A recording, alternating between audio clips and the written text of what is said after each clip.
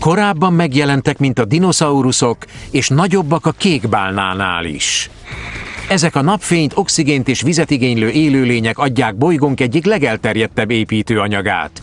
Ők a Föld tüdeje. Azt hisszük, hogy mindig itt lesznek, pedig rendszeresen írtjuk őket. Lássuk, hogyan működik a fa.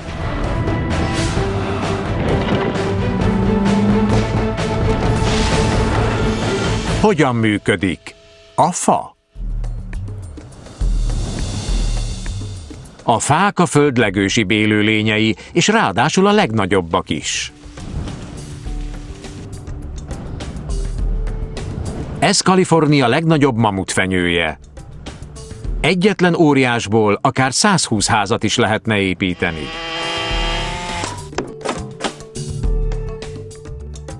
Ezek a behemótok akár 1300 tonnát is nyomhatnak. Habár nem ez a magyarázata a társadalom fa iránti igényének. Miben rejlik a fa vonzereje?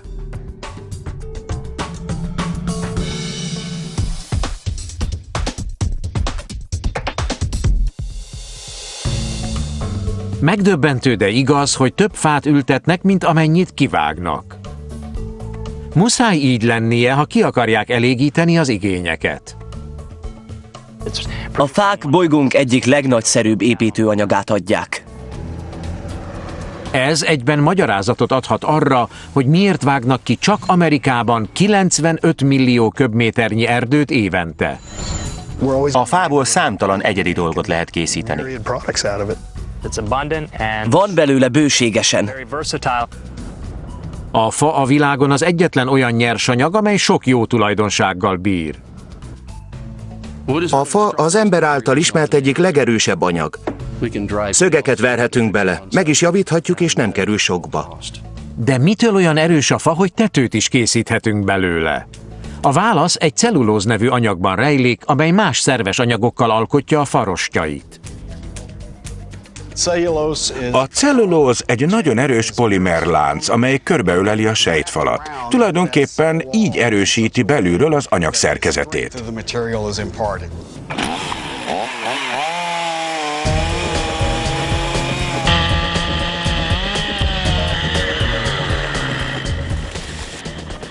A fakitermelés megtizedeli a föld erdőségeit, a fa iránti kereslet pedig olyannyira megnőtt, hogy a természet már nem képes lépést tartani a fogyasztással. Évente több mint 12 millió hektárnyi erdőt vágnak ki. A világ egyes részein folyamatos erdőirtás zajlik. De hova kerül ennyi fa? A kivágott famennyiség körülbelül 40%-át építkezéseken használják fel. További 40%-ból papírt készítenek, a maradék fa pedig bútorként, deszkaként vagy tüzelőanyagként végzi.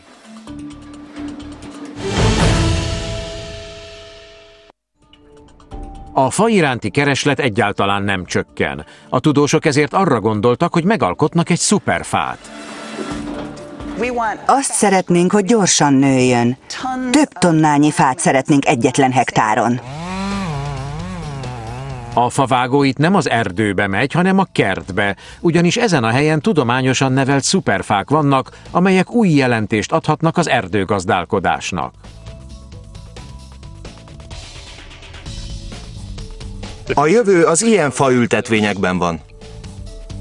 Ezekből az ültetvényekből lesz majd a jövő erdeje.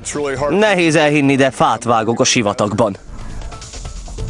Bár ez nem igazi sivatag, mégis ez a 12 000 hektáros kelet-oregoni farm meglehetősen távol esik a természetes erdőktől. A Greenwood Resources célja, hogy 500 000 fát termeljen ki itt évente. Bár itt 16 másodpercenként kivágnak egy fát, mégsem fogy ki ez a modern ültetvény a nyersanyagból. Mesterséges nyárfaerdőt ültettek. A tudósok változtathatják a fa keménységét azáltal, hogy csökkentik vagy éppen növelik a lignin, a szilárdságért felelős anyag mennyiségét, így a fa jobban megmunkálhatóvá válik a papíripar vagy az építőipar számára. Olyan hibrid nyárfa variációkat választunk ki, amelyek jók fűrészárunak.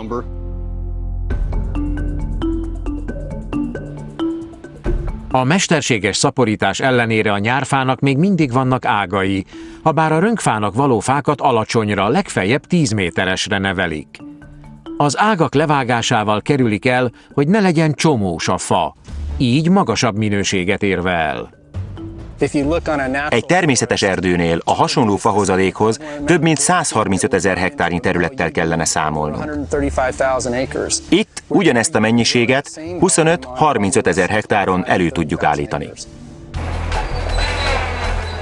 Minden nap 2 hektárnyi fát vágnak ki.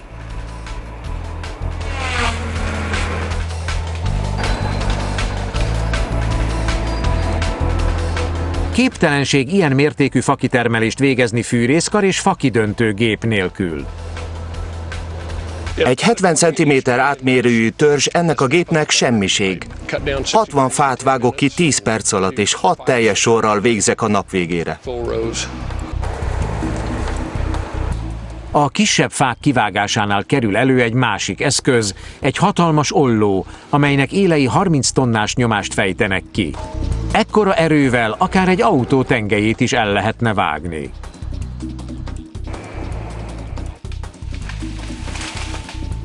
Öt fát vágnak ki és gyűjtenek össze percenként, az ágak pedig mennek egyenesen az aprítóba. Később a kivágott sorokat újra beültetik, és nőhet a következő szuperfa generáció.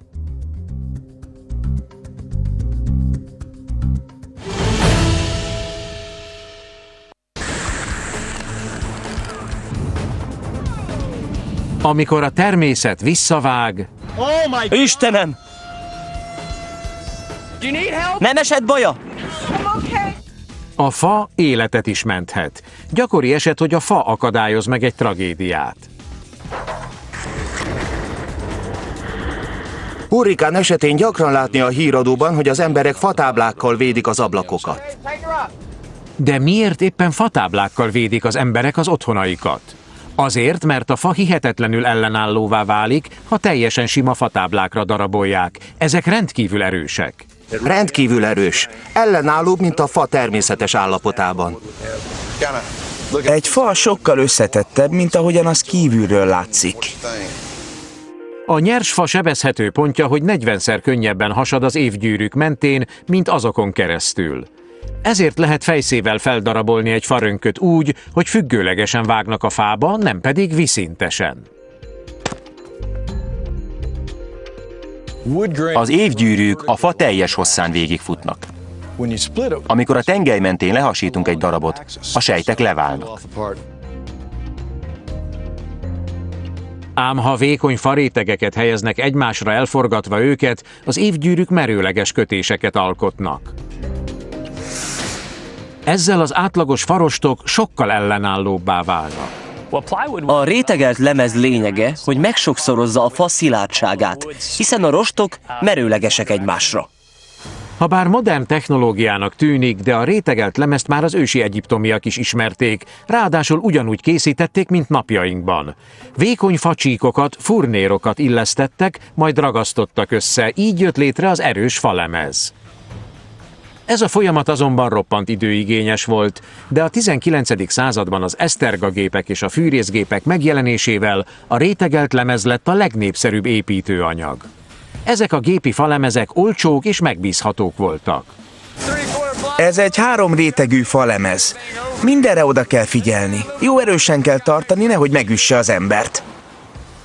Csak az Egyesült Államokban 1 milliárd négyzetméter rétegelt lemezt készítenek évente, amelynek nagy részét építkezésekre szállítják, kisebb része pedig megsemmisül. Te is láttad? Darabokra esett a ház. A szünet után egy fűrészüzembe látogatunk, ahol megismerkedünk a fa megmunkálás fajtáival.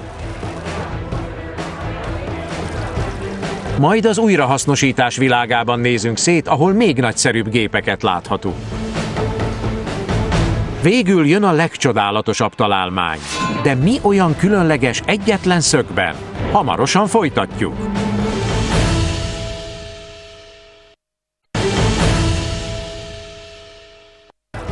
Hamarosan ellátogatunk egy üzembe, ahol a selejtes anyagból ismét minőségi árut készítenek.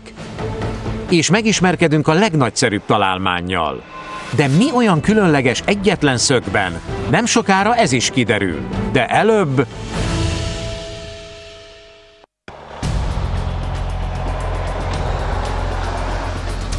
Legyen szó kemény vagy puha fáról, minden farönk ugyanúgy kerül megmunkálásra. Régen a rönkök széthasítása fáradtságos, embert próbáló munka volt. Ám 1813-ban egy Tabitha Babbitt nevű nő szóvá tette, hogy az oda-vissza húzogatással a fele energia kárba vész. Így aztán tervezett egy körfűrészt, amely forradalmasította a fafeldolgozást, hiszen egy mozdulattal szét lehetett hasítani a rönköket. A fűrész lapja átvágja, ezáltal szétroncsolja a sejtfalakat. Úgy halad át rajtuk, mint valami gyors vonat. 3-tól 6 méter hosszúságú rönkök érkeznek a fűrészhez. A termelés hatékonyságáért egy lézerszkenner felel. Két lézer azt a két kibemozgó fűrészlapot figyeli. Amikor ide érkezik egy deszka, a gép behúzza, és késztermékként egy sima felületű egyenletes léc jön ki. Minden egyes deszka pénzt jelent. Ha jól rakjuk be, több pénzt kapunk. Minden kis fadarab kincset ér, így a lézer úgy irányítja a deszkát, hogy a legkevesebb hulladék legyen. Ám a lehulló darabok sem vesznek kárba. A fűrészport és a forgácsot eladják, hogy tüzelőanyagot készítsenek belőlük. Semmi nem vész kárba. A mai világban a fa jelenlegi ára mellett nem engedhetjük meg, hogy bármit is kidobjunk.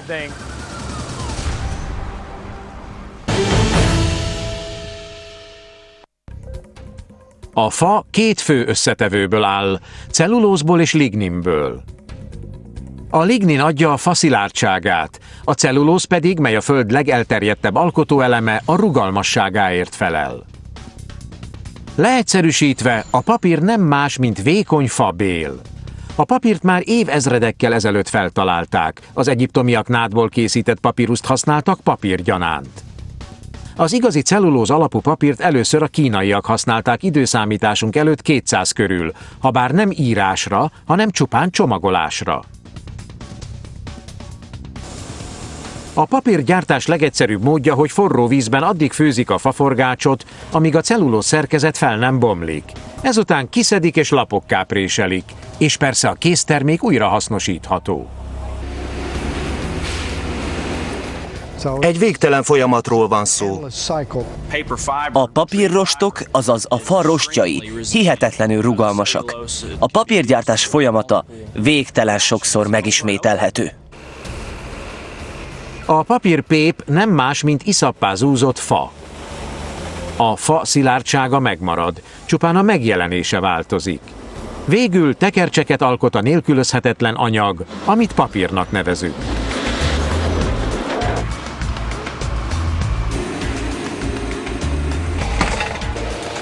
A pép, amiből a papír készül, fából és újrahasznosított papírból áll. A folyamat teljesen hasonló a tisztán fából álló papír készítéséhez, ehhez viszont kevesebb energiára van szükség.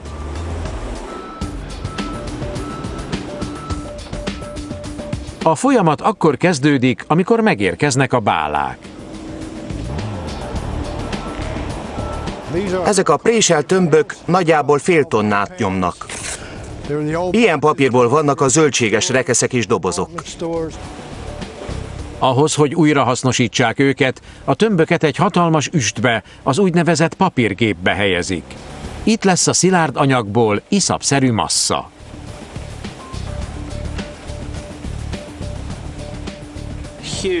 Ez egy hatalmas keverő. 4 méter átmérőjű, 3,5 méter mély, és van egy óriási motor az alján. Tényleg olyan, mint egy rendkívüli erővel felruházott turmixgép. Nagyjából 10 perc alatt kész is a pép. Ezután kiszűrnek minden 1 cm 200 részénél nagyobb részecskét.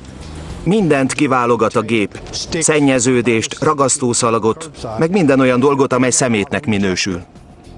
Most, hogy a keveréket megtisztították, leengedik a felesleges vizet, így nem marad más hátra, mint a nedves cellulózpép. A cellulóz részecskék külső sejtfala puha, ezért nehéz a sejteknek összekapcsolódni. A finomító eljárás során tehát bizonyos sejteknek vagy rostoknak netszívóvá kell válniuk, hogy végül összeállhassanak papírrá. A rostszál olyan, mint egy fonal. Ennek a fonalnak kell felborzolni a szálait, mert csak ebben az esetben tud másik fonalhoz átapadni. A görgők két futószalag között vezetik át a cellulózpépet. Miközben az anyag halad a soron, a görgők kinyomják belőle a megmaradt vizet, így csupán az összekapcsolódott szálak maradnak. Ezekből a kötésekből lesz a készpapír, amely egy 400 méter hosszú gyártósoron halad át. Ezután feltekerjük. Egy tekert súlya nagyjából 4,5 tonna. Ez rengeteg papír, de ami még fontosabb, energiát és faanyagot takarítottak meg. 1 tonna papír újrafelhasználásával körülbelül 17 fát menthetünk meg. 1500 liter üzemanyagot és 4000 kW energiát spórolunk, valamint nagyjából 1 köbméter helyet nyerünk a szeméttelepen.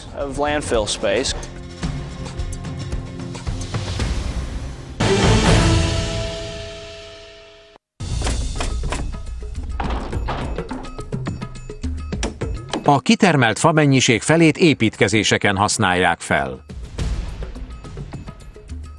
Ha nem lenne fa, nem lennének házak. A kísérletek azt bizonyítják, hogy a fa éppen olyan ellenálló, mint az acél. De nem csupán a szilárdsága miatt lett népszerű építőanyag. Nem elhanyagolható, hogy könnyű vele dolgozni.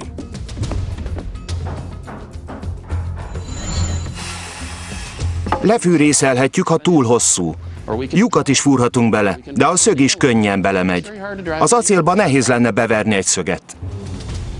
Különleges kapcsolat fűzi össze a szöget és a fát.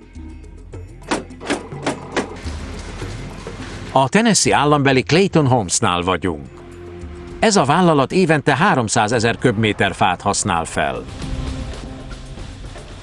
Ez nagyjából 5000 hektárnyi lucfenyőerdőt jelent. És ez csupán egy cég. A Clayton Amerika szerte 32 000 házat épít évente, és minden egyes otthont szögek tartanak össze.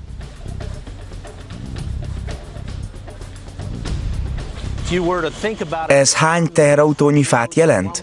Ha egyszerre hoznák ezt a fa mennyiséget, akkor nagyjából 160 kilométernyi teherautósor állna a telep kapuja előtt. A Clayton 1 hektáros telepén legalább $1 millió értékű építőanyagot tartanak, amelynek 90%-a faanyag. Egy ház megépítéséhez szükséges faanyag az összes építőanyag költségének 40-45%-át teszi ki. Ezért aztán ennek a 45%-nak meg kell lennie faanyagban vagy fűrészáruban. De hogyan lesz egy gerendarakásból ház? Tulajdonképpen most jut szerephez a lenyűgöző társ, a szög. Ha szorít az idő, egy csapat munkás és egy pár szögbelövő elég ahhoz, hogy gyorsan készen legyen a ház. Bár ezek a sűrített levegős pisztolyok modernek, a szöggel való munka egyidős az ácsmesterség megjelenésével. Noha 2 fadarab szöggel való összekapcsolása nagyon primitív módszernek tűnik, mégis igen hatékony. Ez a fa különleges cellulóz szerkezetének köszönhető. Minden faanyagban szalmaszerű rostok vannak. Amikor beütünk egy szöget, ezek a rostok szétválnak, de utána ismét összekapaszkodnak, így megtartva a szöget. Természetesen mindez egy pillanat tört része alatt lezajlik, és ez nagyon jól jön, ha szorít a határidő. Nincs várakozás, nincs hulladék. Egyszerűen úgy tökéletes, ahogy van. Egy 5 méter széles, 25 méter hosszú épületrész megépítéséhez acélvázat használnak. Ez teszi lehetővé, hogy az asztalosok szabályos négyszögletű padlót készítsenek. Az előre leszabott részek pontosan összeillenek, így kész is a ház szerkezete. Csupán 24 munkaóra, és kész is a fából készült otthon. Ez lehetetlen lenne, ha a faanyagot nem szögekkel kapcsolnák össze. Fontos betartanunk a határidőket. Mindenki erre törekszik, ezért 5 ablakszárnyat, 5 oldalfalat és 5 válaszfalat építünk meg egy nap. Amikor elkészültek a fapanelek, előkerülnek a szögbelövő pisztolyok, hogy a gerendákhoz kapcsolják őket. Ez a szögbelövők királya. 9 asztalos helyett dolgozik, hihetetlen 250 szög per perces sebességével. Így pontosan nyomon követhetjük, hogy milyen mélyre hatol a szög, és hányat használtunk fel. Nem akarunk pazarolni. A szög és a fa közötti egyedülálló kapcsolat adja ezeknek a paneleknek a stabilitását. Daru emeli magasba a 25 méteres fapaneleket, hogy aztán gondosan az előre elkészített alapra helyezze őket. A beállított panelek most már határozottan egy házra emlékeztetnek. A munkánk egyik legveszélyesebb része a falak beállítása. Nem jár jól az, aki nem vigyáz az ujjára. A fát azonban nem csak fához lehet kapcsolni. Amikor nagyobb szilárdságra van szükség, a munkások acélkonzolokkal illesztik a fapaneleket a padlóhoz. Ezzel a megoldással a falak jobban alátámasztják a nehéz tetőszerkezetet. A tetőszerkezetet a falakra helyezzük. Az egész csupán néhány órás művelet. És persze ez nem lenne lehetséges a fa, valamint a farostok szöget megtartó ereje nélkül. Idővel, ahogy a fa öregszik, a kötés még erősebbé válik. Ezért is olyan nehéz kihúzni egy szöget egy 100 éves gerendából.